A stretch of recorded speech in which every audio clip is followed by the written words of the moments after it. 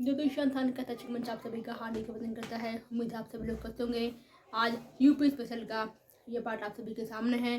पिछले जो भी पार्ट बने हैं बहुत ही महत्वपूर्ण हैं, उन सभी को आप बहुत अच्छे से जरूर देखिएगा, जिससे आपकी समझ उत्तर प्रदेश के विषय में बहुत ही अच्छी हो, क्योंकि परीक्षा की दृष्टि से, आपकी जानकारी की दृष्टि से बहुत ही महत्वपूर्ण होगा। आइए शुरुआत करते हैं आज की इस महत्वपूर्ण यूपी स्पेशल के एपिसोड की। जैसा कि हम सभी जानते हैं, उत्तर प्रदेश हो चाहे देश हो या कोई भी आपका महाद्वीप हो, सब में क्या होता है, पारिस्थितिकीय क्षेत्र होता है। पारिस्थितिक क्षेत्र का मतलब ये है, मान लीजिए कोई बहुत बड़ा एरिया है, उसमें वन कितना है, जंगल कितना है, मैदान कितने क्षेत्र हैं, वन क्षेत्र है, पहाड़ी क्षेत्र है, या वो कैसा क्षेत्र है, उन सभी का विभाजन जो है कि एक पारिस्थितिक क्षेत्र का विभाजन कहलाता है। तो इस कुल कितने क्षेत्रों में बना हुआ है, ये कुल 20 क्षेत्रों में इसको बांटा गया है। याद रखेंगे, कुल पारिस्थितिक क्षेत्र कितने में बटा हुआ है, तो 20 भागों में यूपी का विभाजन पारिस्थितिकी जो है कि रिकॉर्डिंग हुआ है। अगर हम बात करते हैं किसी जलवायु क्षेत्र, याद रखेंगे जब भी आप लेक पार्क के पास जाते हैं तो कोई भी खसरा खतौनी होती है तो बनाता तो उसमें हमेशा लिखता है भूमि कैसी है, सिंचित है, असिंचित है, ऊसर है, बांगर है, कौन सी फसल होती है, उसमें कौन सी नहीं होती है, ये सभी चीज़ें उस व्यक्ति उसमें क्या होती हैं, जानकारी उसमें दी हुई होती है। तो वही होता है कि किसी का जलवायु क्षेत्र कैसा है, बहुत ज़्यादा नमी युक्त, जैसे मान लो आपका तराई क्षेत्र हो गया, फसल गन्ने की होगी, आपके जैसे कि उपजाऊ क्षेत्र है, जरूरतमंदा है, वहाँ पे फसल कौन सी होगी। तो किसी जलवायु क्षेत्र, जैसे कि जहाँ पे दराई है वहाँ पे फसल दूसरी होंगी, जहाँ पे आपकी काली मृदा है वहाँ पे थोड़ा सा कपास का क्षेत्र आता है, जो कि आपका दक्षिण में थोड़ा सा पड़ता है और पश्चिम में थोड़ा सा पड़ता है। तो इस तरह से क्या होता है, कृषि जलवायु क्षेत्र आपका उत्तर प्रदेश में कुल 9 भागों में बांटा गया है, ये आप जान जाइए। और ये विभाजन कैसे होता है अभी हमने आपको क्लियर कर दिया कि आखिर किसी जलवायु क्षेत्र का मतलब क्या होता है। तो मतलब ये है कि कृषि क्या होगी, कृषि के अकॉर्डिंग जलवायु होगी, तभी जो है कि वहाँ पर वो फसल मुख्य रूप से उत्पन्न होगी। मान लीजिए जलवायु नहीं है कृषि के अनुकूल, तो क्या फसल वहाँ पर हम लगा पाएंगे, हम फसल वहाँ पर वो उत्पादित नहीं कर पाएंगे। ये होता है किसी जलवायु का विभाजन। अगर हम बात करें मृदा समूह, तो हम सभी जानते हैं मृदा के बहुत सारे प्रकार होते हैं। कहीं जलोढ़ मृदा होती है, कहीं यहाँ पे काली मृदा है, कहीं यहाँ पे लेटराइट मृदा है, ठीक है, कहीं यहाँ पर थोड़ा सा बलुई मृदा है, जैसे कि गंगा जमुना का दोआब है। उत्तर प्रदेश में सबसे ज़्यादा आपका क्षेत्र वही है। तो कैसी मृदा है वहाँ पर, कैसा है वहाँ पर आपका जो जलोढ़ मृदा है, खादर बांगर जिसके टाइप हैं वो हो जाएगी।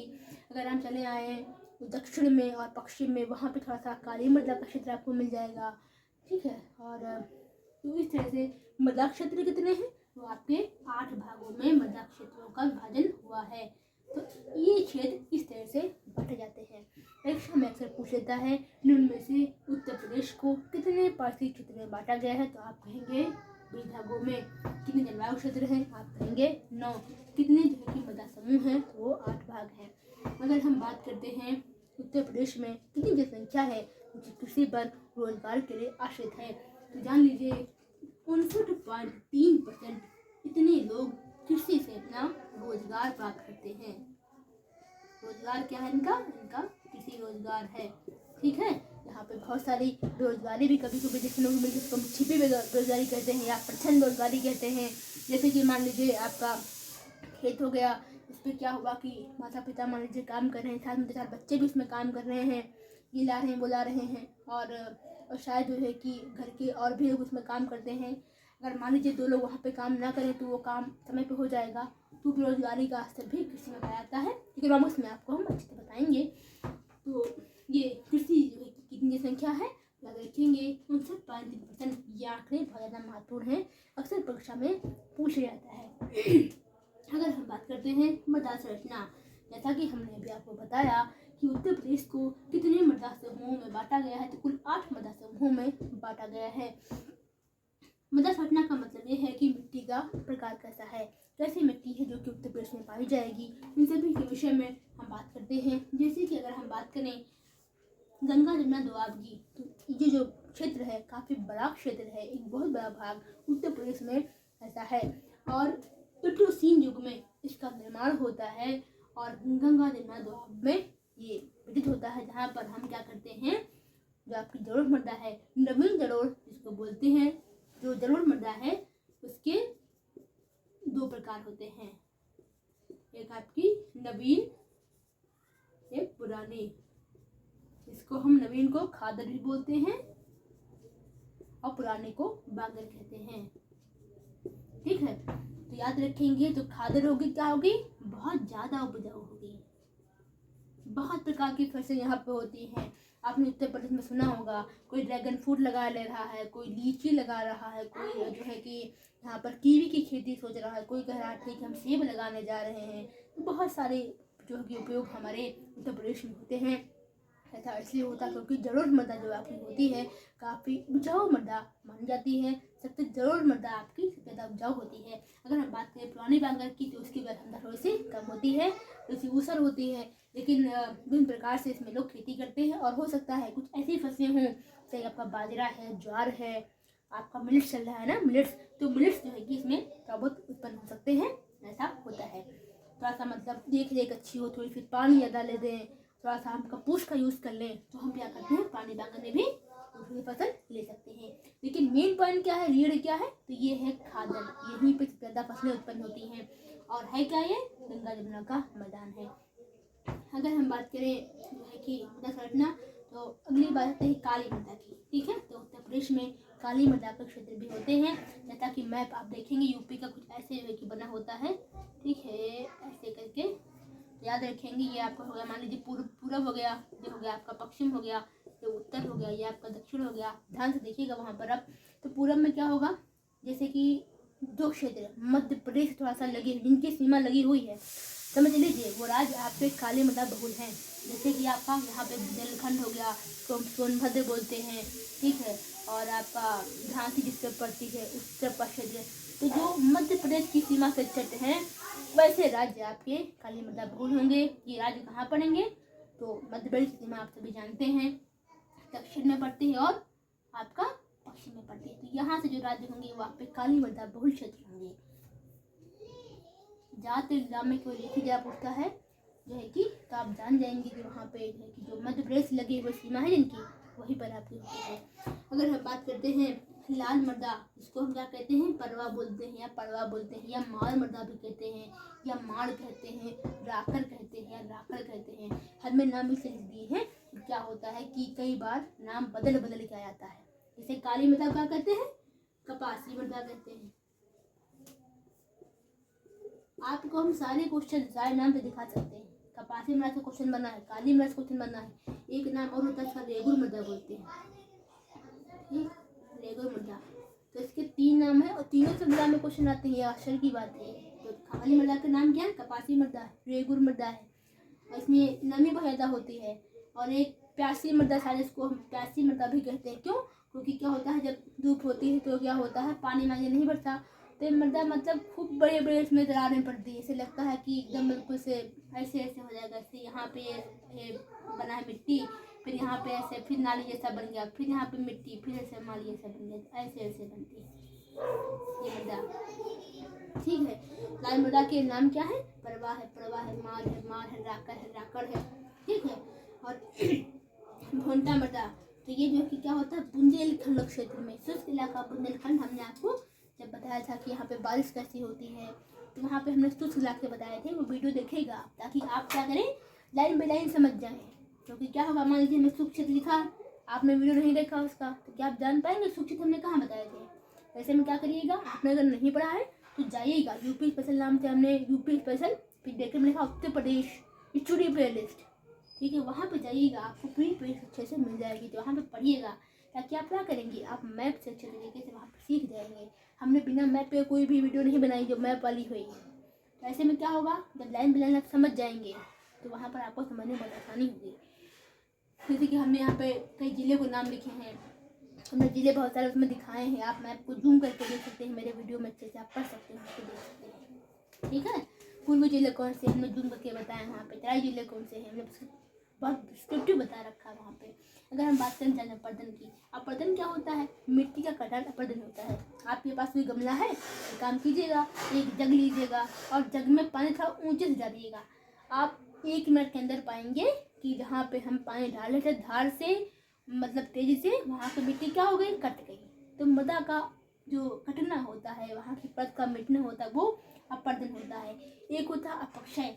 ठीक है ना, जान लीजिए, यहाँ पे हम लिखे देते हैं आपका, तो आप समझ लिए होंगे, आप नोट्स बना ही लिए होंगे। ऐसे मैंने लिख दिया यहाँ पे हमने प्रकार, तो लिख लीजिए करिए जो पाठ में लिखते हैं। तो जैसे मान लीजिए लिखा होता अपर्दन। अपर्दन का मतलब यह है कि जो है कि मिट्टी के परत हट जाए, ठीक है, ऐसा कुछ हो जाए। अपक्षा का मतलब है, और अपर्दन ऐसा नहीं होता है। अपर्दन क्या होता है, ऐसे अपर्दन में क्या होगा कि स्थान से दूर होगा, मिट्टी हवा से उड़ी तो कहीं और चली गई, ठीक, उड़ी मान लो यहाँ पे है, तो अपर्दन में क्या है, स्थान बदल रहा है, ठीक, मिट्टी हवा से उड़ी कहीं और चली गई। और नालिका वर्धन जब होता है तो वायु से होता है, मिट्टी उड़ी कहीं और चली गई। पानी से अपर्दन हुआ जल द्वारा, तो मिट्टी जल द्वारा आई और कहीं और बह के चली गई। तो अपर्दन में क्या होता है, अपर्दन में स्थान बदलता रहता है, ठीक है। तो अपर्दन में क्या स्थान, गमले में जैसे आप पानी डालेंगे तो मिट्टी उड़ करके कहाँ जाएगी, ठीक है, मिट्टी उड़ करके आपका जो है कहाँ जाएगी, मिट्टी छितरा जाएगी उधर, कुछ मिट्टी फर्श पे गिरेगी, कहीं कहाँ गिरेगी। अपर्दन क्या करता है, मिट्टी को ज़्यादा छिन्न भिन्न कर देता है। एक होता है अपक्षय, ठीक है, अपक्षय याद रखिए। अपक्षय क्या होता है, अपक्षय उसी स्थान पे होगा, टूट फूट उसी स्थान पे होगी। मान लीजिए चट्टान में बड़ी सी, ये चट्टान इतनी बड़ी सी, ठीक, मान लीजिए यहाँ पे एक पेड़ देखिए आ गया, पेड़ आ गया, ठीक है, पेड़ आ गया, तो पेड़ से क्या हुआ, इसमें दरार पड़ गई तो ये टूट गई, लेकिन क्या कहीं भाग गई चट्टान, नहीं गई। फिर क्या हुआ, टूट टूट के चली गई है, ठीक है, तो क्या फिर कहीं पड़े रहे। ये अपक्षय और अपर्दन में फर्क होता है, ठीक है, अब आप जान गए होंगे। तो वायु अपपर्दन फिर क्या होता है जान लीजिए। हाँ, जल में क्या होता है, और नालिका अपपर्दन। मान लीजिए जो है कि ये आपकी भूमि है, ठीक, भूमि है आपकी ये, मान लीजिए नदी यहाँ से बह करके आई यहाँ पे, फिर वो बह गई ऐसे करके, ठीक है, क्या हुआ, ऊपर की परत पूरी चली गई, तो क्या होगा, एक नाली टाइप में बन जाता है, कहीं गड्ढे बन जाएंगे, दरार बन जाएगी, ठीक है। वहाँ पे क्या होता है, और नालिका अपपर्दन होता है। जैसे कि चंबल नदी का क्षेत्र, जिसको बीहड़ कहते हैं, बड़े बड़े खड्डे बन जाएंगे, वहाँ पे बड़ी बड़ी दरारें बन जाएंगी, जिसमें जाकू लोग छुपते थे, चंबल का क्षेत्र बोलते हैं ना, तो वही होता है जल अपपर्दन, जिसको बीहड़ निर्माण हो जाता है चंबल नदी के किनारे। वायु में क्या होगा, हवा का रुख होता है यहाँ पे, कि हवा से अपपर्दन हो रहा है, ठीक है, हवा आती है, ऊपर की परत बढ़ जाती है, ठीक है, पेड़ पौधे नुकसान कर देते हैं, ठीक है। तो वायु अपपर्दन से प्रभावित जिले कौन से हैं, मथुरा और आगरा, ये सबसे ज्यादा प्रभावित हैं, ठीक है। तो जो है कि वो सबसे ज़्यादा जो है कि प्रभावित हो रहे हैं जिले वहाँ पर, कहाँ पर, मथुरा आगरा में, किससे, वायु अपपर्दन से। अगर हम बात करें फसल उत्पादन, यूपी में फसल कैसी कैसी हो रही हैं, तो जान लीजिए, हमने आपको बताया ही, रोजमर्रा तो है यहाँ पर, तो हम बहुत सारी जो है कि फसलें यहाँ पे उगाते हैं, लेकिन कुछ मुख्य फसलें होती हैं। अब ड्रैगन फ्रूट हम उगा तो रहे हैं, लेकिन क्या हम मुख्य फसल में शामिल कर पाएंगे, नहीं, क्यों, मान लो 10 किसान 15 किसान लगा रहे हैं, तो क्या मुख्य फसल होगी, किसी का उससे पेट भर पा रहा है, किसी का उससे रोजगार हो पा रहा है, नहीं हो पा रहा, 4-10 आदमी कमा रहे, तो उससे क्या फायदा है। तो मुख्य फसलें कौन सी, ये महत्वपूर्ण होता है।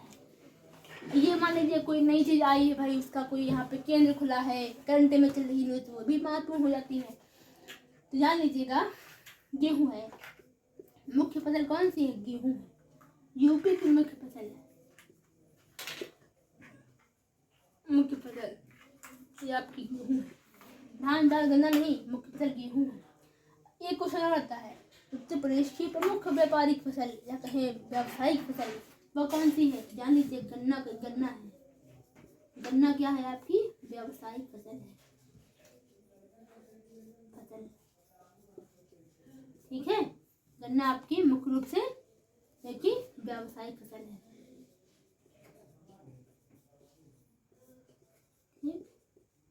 लोग उसको जो है कि उगाते हैं, फिर वो बाजार में बेच देते हैं। कुल 28 लाख उत्तर प्रदेश में गन्ना किसान है। आप सोच सकते हैं कितनी बड़ी आबादी गन्ने पर निर्भर है। तराई के क्षेत्र है जहाँ पे नमी ज़्यादा है, पानी ज़्यादा बरसता है। वर्षा जो है कि कितनी तराई क्षेत्र में होती है, लगभग 150 सेंटीमीटर। इसके आसपास तराई इलाकों में बारिश होती है। वहाँ पे क्या मुख्य फसल गन्ना है, धान है। वहाँ पे लोग जो कि क्या करते हैं, गन्ना उगाते हैं। आपका बहराइच हो गया, आपका लखीमपुर हो गया, ये सब क्या है, तराई बहुल इलाके, यहाँ पे क्या गन्ना पैदा होता है। अफीम पूछा जाता है, अफीम कहाँ होती है, इसको हम काला सोना भी कहते हैं, ठीक है। इसको हम क्या बोलते हैं, इसको हम काला सोना भी कहते हैं। ठीक है, ये कहाँ होती है? बाराबंकी में होती है, गाजीपुर में होती है। ऑप्शन में आपको बाराबंकी जरूर मिलेगा, जान लीजिए आप। ठीक है, अगर हम बात करें दशहरी आम की, दशहरी आम आपका लखनऊ इसका केंद्र है। होता तो बहुत जगह है, लखनऊ इसका केंद्र है। लंगड़ा आम का केंद्र कौन सा है? जो है कि वाराणसी में है। आंवला सबसे कहाँ होता है? तो सर्वाधिक उत्पादन, ठीक है, सर्वाधिक उत्पादन आंवला का, सर्वाधिक उत्पादन। ये क्वेश्चन एग्जाम में पूछा गया है। प्रतापगढ़, ठीक है, प्रतापगढ़ जो है कि सबसे ज़्यादा यहाँ पर आंवला उत्पादित होता है। अगर हम बात करें अमरूद की, ठीक है, तो अमरूद में एक जो है कि इलाहाबादी अमरूद आता है। इसको हम प्रयागराज में उगाते हैं। प्रयागराज में सबसे बढ़िया अमरूद प्रयागराज में होता है। ठीक है, पहले नाम इसका इलाहाबाद था, लोग इलाहाबादी अमरूद कहते थे, अब नाम प्रयागराज हो गया है। ठीक है, तो ये पीफात प्रयागराज है, आला में पीफात प्रतापगढ़ है। ठीक है, तो आप नोट कर रहे हैं तो फिर आप नोट कर सकते हैं। तो ये हमने आपको कोशिश की है बहुत अच्छे से बताने की, फसलों के विषय में कैसे है, क्या है, कहाँ पे कौन सी फसलें हैं, और ये भाग क्या क्या होते हैं, अपर्दन क्या होता है, वायु अपर्दन क्या होता है, जल अपर्दन क्या होता है। ठीक है, और द्वाब क्षेत्र क्या होता है। द्वाब क्षेत्र मान लीजिए, द्वाब क्षेत्र यानी क्या होता है? द्वाब मान लीजिए दो नदियाँ हैं, आई, एक इधर से बही, एक इधर से बही, ठीक है ना। तो क्या होता है, जब आती हैं तो बहुत सारा अवसाद अपने साथ लेकर के आती है ना। तो क्या होता है, तो मान लीजिए छोड़ दें यहाँ पे, फिर क्या हुआ, बारिश के बाद नदी फिर से सामान्य हो गई। तो यहाँ पे कुछ बच जाएगा ना, कुछ मिट्टी बचेगी, कुछ कीचड़ बचेगी, कुछ कांप बचेगी, कुछ बालू बचेगी।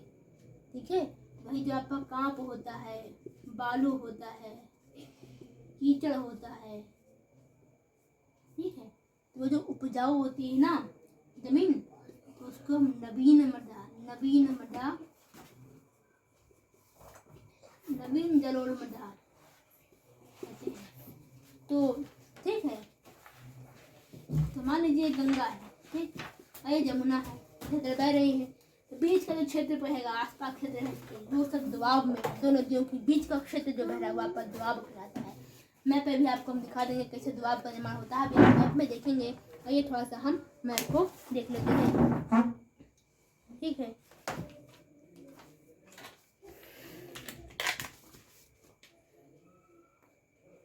हेलो फ्रेंड्स, ये आपके सामने देखेंगे आप उत्तर प्रदेश का ये मैप है, और ये आप देखेंगे यहाँ पर, ये देखिए गंगा नदी आपकी बह रही है, गंगा नदी यहाँ पे, ये यमुना नदी यहाँ पे देखिए बह रही है।